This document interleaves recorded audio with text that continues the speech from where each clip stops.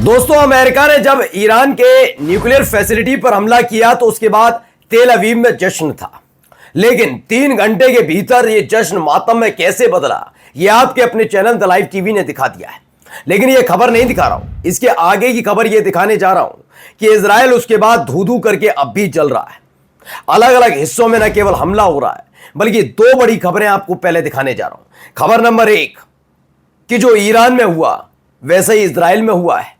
जी हां, इसको लेकर दावे न केवल किए जा रहे हैं, कई तस्वीरें और सैटेलाइट इमेज भी सामने आने लगी है, जिसमें दावा किया जा रहा है कि इजराइल का जो न्यूक्लियर सेंटर है उस पर भी ईरान ने हमला किया। कितना नुकसान हुआ इसका भी कोई खुलासा नहीं हुआ, लेकिन कैसे नुकसान, कितना नुकसान है तस्वीरों में देख लीजिएगा। आपको दिखाऊंगा कि जैसे ही हमला हुआ उसके बाद एक तरफ ईरान के हमले और दूसरी तरफ इजराइल के न्यूक्लियर सेंटर पर हमले के बाद दहशत का माहौल। तो इजरायली कैसे अपना देश छोड़कर भाग रहे हैं। हजारों की तादाद में अब तक अपने अपने शहर को छोड़कर भाग चुके हैं इजरायली। ईरान दहशत में है।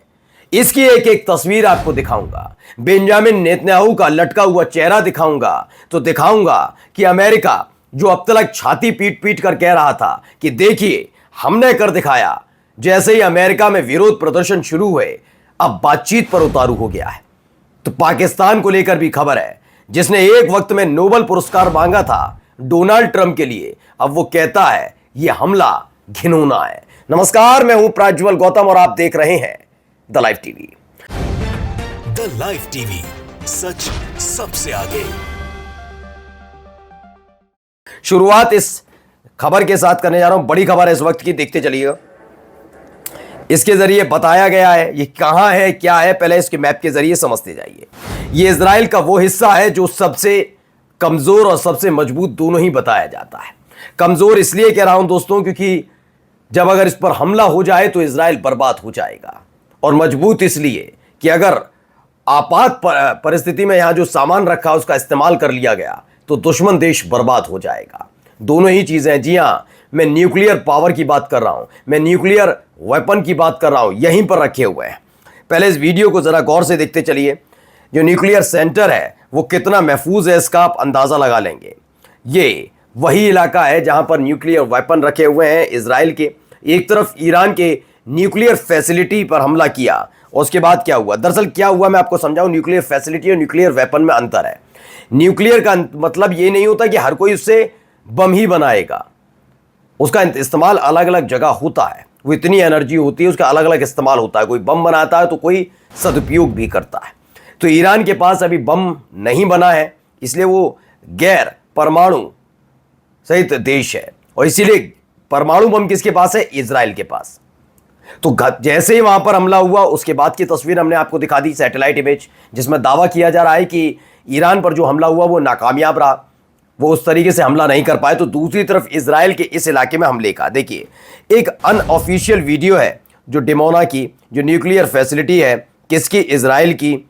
यहां पर खबर नेगेव डेजर्ट की है। यही वो इलाका है जिसको लेकर इजराइल सबसे ज्यादा डरा रहता है।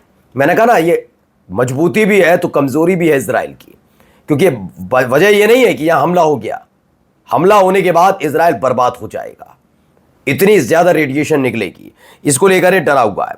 चलिए अब डर की वजह क्या है देखिए एनडीटीवी की। ईरान के हमले के बाद इजराइल में भगदड़, 10,000 लोगों ने घर छोड़ दिया अपना। ये अपने आप में बड़ी खबर है। पहले से ही लोग भाग रहे थे वहां पर, और अब हालात ये पैदा हो गए कि इस तरह के हालात है। अब देखिए, अब नई नई कुछ खबरें भी दिखाता चल रहा हूं साथ साथ क्या क्या हो रहा है, किस तरह से हमले हुए, किस तरीके से वहां पर आलम पैदा हुआ है। देखिए एक मिसाइल उड़ती हुई जाती है, ये ईरान की तरफ से उड़ाई गई, इजराइल पहुंचाई गई, और उसके बाद जो बर्बादी का आलम वहां शुरू हुआ आपने देख ही लिया।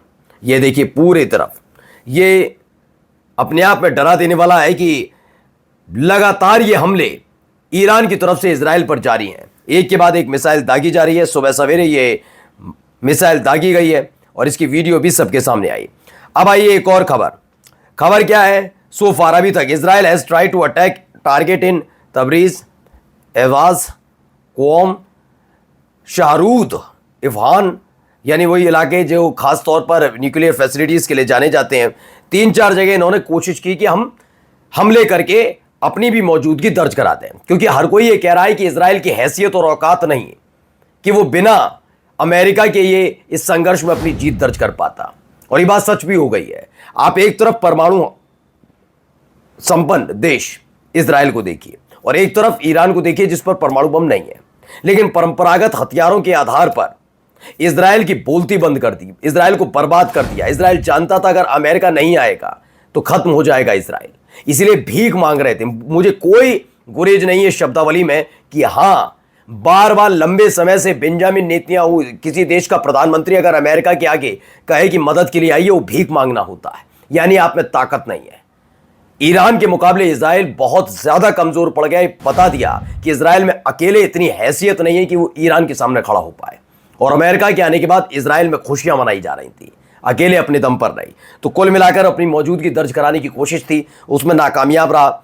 एक और खबर निकल कर आई, देखिए खबर ये रही। ये पहली वीडियो है IRGC के कमांडर इन चीफ की, जब ये पूरा ऑपरेशन हो रहा था। मेजर जनरल मोहम्मद पैकपोर है, निश्चिंत कितने नजर आ रहे हैं, चेहरे पर मुस्कान बता रही है वो निश्चिंत है, उन्हें कोई किसी चीज का गिला शिकवा नहीं है। वजह क्या है कि आपकी न्यूक्लियर फैसिलिटीज को कोई नुकसान नहीं पहुंचा, जिसकी अब तस्वीरें भी निकल कर आ गई। तमाम न्यूज चैनल बता रहे हैं कुछ नहीं कर पाए। हमले हुए, बात सच है, कोई छुपाने वाली बात नहीं, कोई पर्दा डालने वाली बात नहीं, कोई AI वाली वीडियो नहीं थी। सच बात है, अमेरिका ने हमला कर दिया, लेकिन अब इस हमले को करके भी अमेरिका पछता रहा है, क्योंकि जो नुकसान पहुंचाने की कवायद की गई, इन चेहरों की वजह से पता लग रहा है कि वो कामयाब नहीं हो पाए और सैटेलाइट फुटेज भी आ गई, हालत खराब है इनकी। चलिए, इसमें एक खबर निकल कर आई है, chairman of parliament foreign relations committee है, उन्होंने बताया Iran has the legal right to withdraw from the NPT से आराम से बाहर निकल सकता है ईरान। क्यों?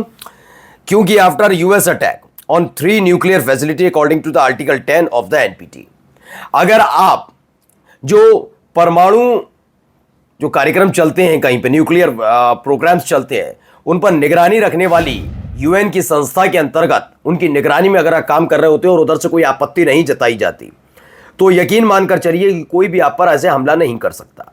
यानी आप उनके बताए हुए नियम के मुताबिक चल रहे थे, फिर भी अमेरिका ने हमला किया। आप एनपीटी से बंधे होते हैं, इसी आधार पर आपको परमाणु ऊर्जा एजेंसी जो होती है वो निगरानी रखती है कि सही तरीके से काम कर रहे हैं, गलत कोई इस्तेमाल तो नहीं न्यूक्लियर पावर का। तो ये तमाम चीज़ें होती हैं। आप जब इस आधार पर एजेंसी की निगरानी में काम कर रहे हैं और कोई दूसरा देश डर दिखाकर उस पर हमला कर देता है, तो आप पर जिम्मेदारी होती है कि आप चाहें तो एनपीटी से बाहर हो सकते हैं, यानी ऊर्जा एजेंसी भी अब आप पर नजर नहीं रख पाएगी। सोचिए। अब आइए 3 बड़े होल की बात हो रही है। ये कौन सा इलाका है? ये फोर्ड जो न्यूक्लियर फैसिलिटी है ईरान की, वहां पर हमलों में जो गड्ढे पड़े हैं उनको देखकर बहुत बड़ी बड़ी बातें कही जा रही हैं अलग अलग। अब क्या कहा जा रहा है? 3 बड़े गड्ढे वहां पर देखे गए, बताया गया रैटेलाइट इमेजरी है, जिससे साफ जाहिर क्या हो रहा है, इससे यह पता लग रहा है कि कोई भी, देखिए ईरान के फोर्ड संवर्धन संयंत्र की रक्षा करने वाले पहाड़ के 3 बड़े छेद की सैटेलाइट इमेजरी सामने आई।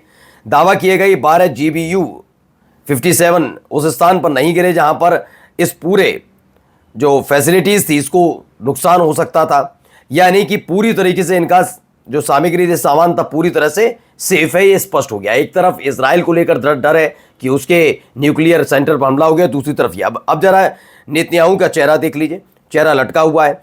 बेंजामिन नेतन्याहू निकलते हैं, अल-बराक पहुंचते हैं, वॉल स्क्वायर, जहां पर पहले थैंक्स करते हैं गॉड का और उसके बाद कंप्लीट विक्ट्री के लिए तमाम चीजें देखते हैं। चेहरा देख लीजिए, डरे हुए हैं, सहमे हुए हैं। अभी IDF ने भी एक वीडियो सबके सामने रखी है। ये वीडियो क्या बताती है? ये इन्होंने ईरानी बैलिस्टिक मिसाइल फैसिलिटीज पर हमला किया है। अब यह हमला कितना बड़ा है, कैसा है, इसे इसलिए देखना जरूरी है क्योंकि अमेरिका ने तो दावा कर दिया कि उसने ईरान की न्यूक्लियर फैसिलिटी को खासा नुकसान पहुंचाया, लेकिन नुकसान नहीं पहुंचा पाए। अब इसके थ्रू देख सकते हैं कि कितना नुकसान है या नहीं, क्या वाकई नुकसान पहुंचा। Iranian ballistic missile being launched Israel, देखिए इजराइल की तरफ गई है। सुबह सवेरे यह हमला किया गया, उस हमले के वक्त की ये वीडियो है जहाँ एक के बाद एक कई बैलिस्टिक मिसाइल दागी गई हैं। तो ये भी एक बड़ा हमला, यानी जब से अमेरिका ने ईरान पर हमला किया तब से ही लगातार इजराइल दहल रहा है, दहक रहा है। अलग अलग तस्वीर है। एक ये भी आई, दरअसल आप सब जानते हैं जो अमेरिका है, अमेरिका की वाइस प्रेसिडेंट है GD वेंस, वो भी बीच बीच में आकर अपना ज्ञान दे रहे हैं। उन्होंने कहा कि we want to talk to the Iranian about a long term settlement here, यानी अब वो खुद ईरान से बातचीत करने के लिए तैयार है। अगर आपने किसी देश को नुकसान पहुंचाया है वाकई नुकसान पहुंचाया, उसकी न्यूक्लियर फैसिलिटी जो आपकी आंखों में चुभ रही थी उसे बर्बाद कर दिया, तो क्या बातचीत करेंगे? वो गिड़गिड़ाएगा आपके सामने, लेकिन आप गिड़गिड़ा रहे हैं, आप बातचीत करना चाहते हैं क्योंकि आप नाकाम रहे। नाकाम रहकर आप तभी गिड़गिड़ाएंगे, वही गिड़गिड़ाहट चल रही है। देखिए, the United state does not seek war. अब कह रहे हैं हमें युद्ध नहीं चाहिए, हमें ये नहीं चाहिए, हमें वो नहीं चाहिए। दरअसल ये बात इसलिए क्योंकि अमेरिका में प्रदर्शन शुरू हो चुके हैं, विपक्ष के साथ साथ खुद डोनाल्ड ट्रंप की पार्टी के लोग भी इसका विरोध कर रहे हैं कि उन्होंने संविधान को उल्लंघन किया। अमेरिका का संविधान कहता है कि अब अगर आप इतना बड़ा कदम उठाते हैं, किसी देश पर हमला, किसी देश से युद्ध, तो पहले आपको कांग्रेस यानी कि अमेरिकी संसद की अनुमति लेनी होती है, लेकिन ये हुआ नहीं। अब आइए एक वीडियो देखिएगा, ये वीडियो बड़ा चर्चा में रही जब हमले हुए और उसके बाद एक महिला भागते हुए जाती हैं और इतनी ज़्यादा बदहवास थी कि वो खंबे से जाकर टकरा जाती। तो एक वीडियो ये भी आई, अब ज़रा इनकी भी वीडियो देखिए। ये है बेंजामिन नेतन्याहू, इसमें लिखा इजरायली वॉर क्रिमिनल है Netanyahu, east on the western wall in occupied यरूशलेम reciting biblical verses and placing religious prayer. तो पूजा अर्चना प्रार्थना करने में लगे हुए हैं। अब फिलहाल बिना अमेरिका की तो उनकी हैसियत नहीं हो पा रही थी। अब देखिए पाकिस्तान को, द टेलीग्राफ की खबर है, Pakistan nominates Trump for Nobel peace prize. Pakistan क्या कहता है कि नोबेल पीस प्राइज मिलना चाहिए ट्रंप को। और दूसरी तरफ देखिए, दूसरी ही खबर आती है, पाकिस्तान ने यूएस के स्ट्राइक जो ईरान की न्यूक्लियर फैसिलिटीज पर हमला हुआ उसको लेकर कहते हैं कि अमेरिका ने जो हमला किया उसकी निंदा करते हैं। अब जो आपके लिए नोबेल प्राइज मांग रहा है वही आपकी निंदा कर रहा है, तो सोचिए आपने सही किया या गलत। नमस्कार। द लाइव टीवी, सच सबसे आगे।